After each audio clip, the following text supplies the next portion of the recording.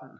And by later, Sam means 2 seconds because the record time is 30 minutes. And we have to. I didn't choose this, but I'm recording on a cell phone. Let's continue. The last paragraph has been completely beaten to death, so I think we're going to move from there. Christians then decided they'd just appropriate Tolkien's fiction as their own. There is therefore a shelf full of books with titles like The Christian World of the Hobbit, A Hobbit Devotional, Bilbo Baggins and the Bible, Finding God in the Lord of the Rings. And I'm sure, this is me as Peter talking, I'm sure some of the works are ridiculous and drawing, stretching a little bit for the goal, but once again, you can find God just about everywhere. People find God in football. It's not really that hard, if something is in some way uplifting or, I don't know, maybe I'm making the wrong point here, but I think just because, just because Tolkien's story doesn't explicitly drone on and on about God and nothing else, that doesn't make it non-Christian. This effect is heavily evangelical, but Catholics get in on the action. Tolkien was an evangelist, we're assured, subtly evangelizing the imagination with a tale of wizards, elves, and orcs, and a big effort to melt a ring. But how Christian is Lord of the Rings, unconsciously or consciously or unconsciously? At a loss to find any Christian content in the Lord of the... Okay, so this is the outright lie. This is heinously bad. How many outright lies are we on at this point? Many.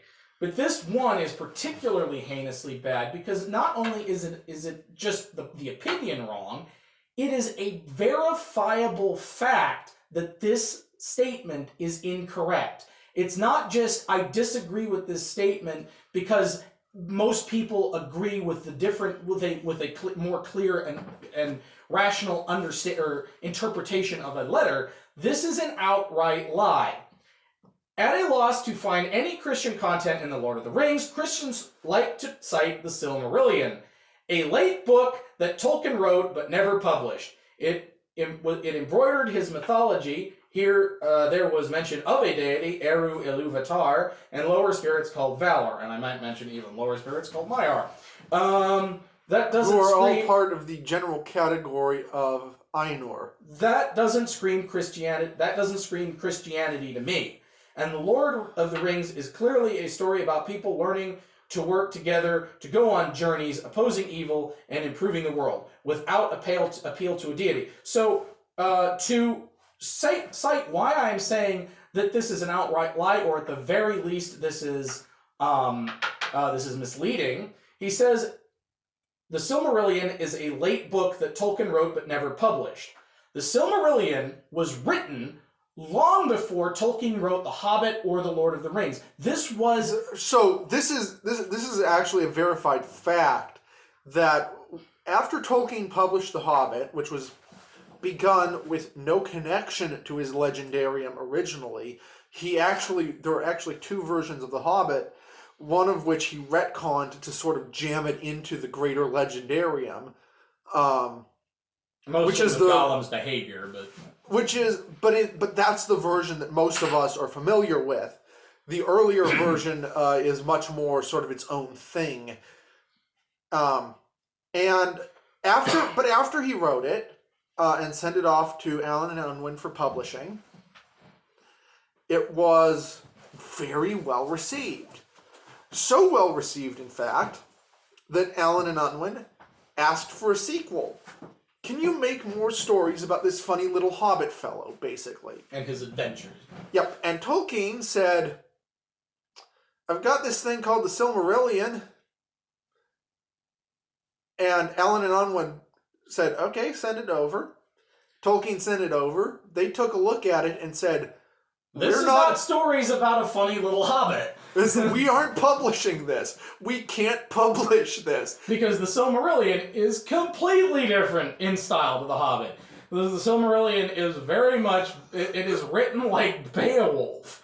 And it's full of these... Or Homer. Or Homer. And it's full of these mythological characters that are, just absolutely, completely different and much more serious than The Hobbit. And so as it's not going to work as the sequel to that funny little children's book.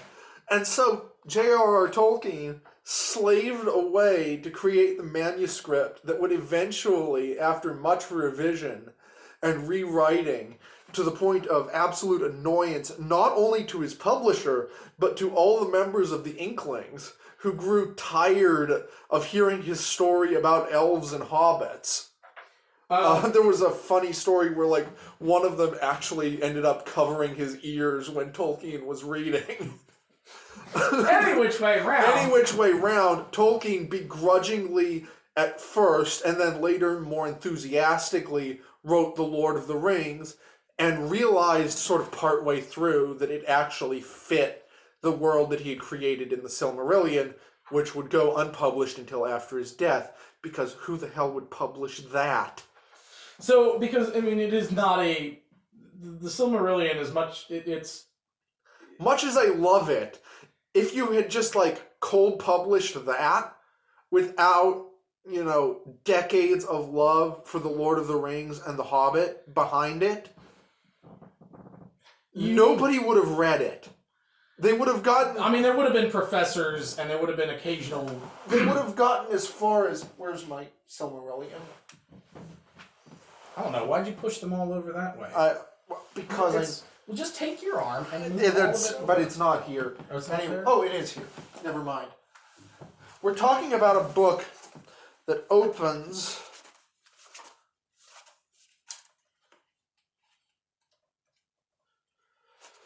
that opens thusly.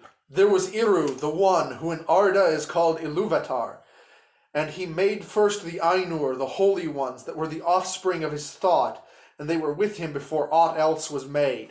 You read that and you go, oh, this is a weird religious text. And just to give you an idea, if you will hand me the book, just how different this was. You go to... First, you have that versus... you have, there was Iru, the one, versus...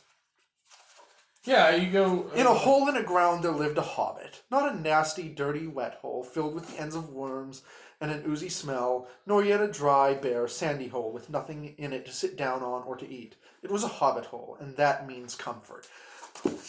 Those could not be more different. And, So, of course, Allen and Unwin said, we're not publishing this. And so that had to remain as the background text for Tolkien's work, rather than being something he could put to the foreground. I'm trying to find... there's... The last charge of Fingolfin? What? Charge of Fingolfin? Or... No, I'm trying to find the Curse of Feanor. We're still learning as far as Feanor.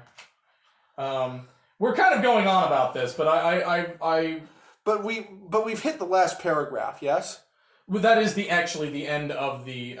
Okay, so we actually have time to just riff on this for another 20 minutes. Well, and what we're going to do is we're going to read, just to give you an idea of how completely insane this guy is, I'm going to read another article of his. I don't think we'll be able to refute things quite as much, although it's all refutable. It's just that it's so insane that it's just self-evident. But by the way, another reason the Silmarillion was one of the first thing, I think it might have actually been the first posthumously published work of J.R.R. Tolkien's. Mm-hmm. The reason for that is because for most of the other stuff, Christopher Tolkien had to compile, notes and letters and like revisions of manuscripts to get something into a form that you could read through and understand. Whereas with the Silmarillion, it was basically finished. It was, it was just sitting there ready to be published, and just had just sat there. So Christopher basically walked up to it, grabbed it, threw it at the publishers, and said, "Publish this." And at that point, the publishers were willing to, because of the immense popularity of Lord of the Rings, were finally willing to just publish anything with the name Tolkien on it. So they did.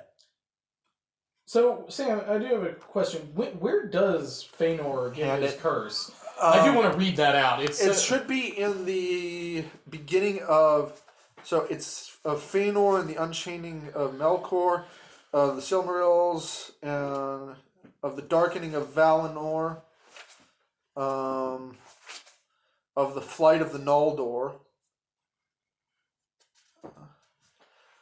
Okay, then Fëanor rose, and lifting up his hand before Manwë, he cursed Melkor, naming him Morgoth, the black foe of the world.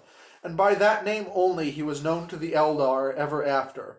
And he cursed also the summons of Manwë, and the hour in which he came to Taniquetel, thinking in the madness of his rage and grief that had he been at Formenos, his strength would have availed more than to be slain also, as Melkor had purposed.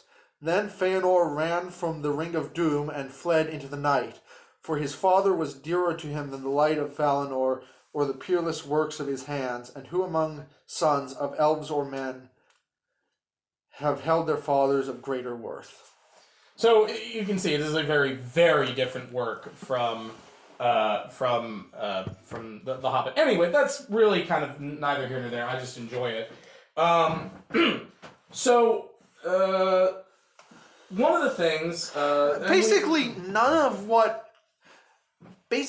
of what Paletti, keep forgetting the dude's name. Jonathan Paletti. None of what he ascribes to Christianity. He seems to ascribe only negatives to Christianity. And so what I was going to say is what I was going to get into at the end of this was that if you look at a lot of Paletti's articles, he has an obsession with the shortcomings of evangelical Christianity. Now, these words get thrown around a lot. There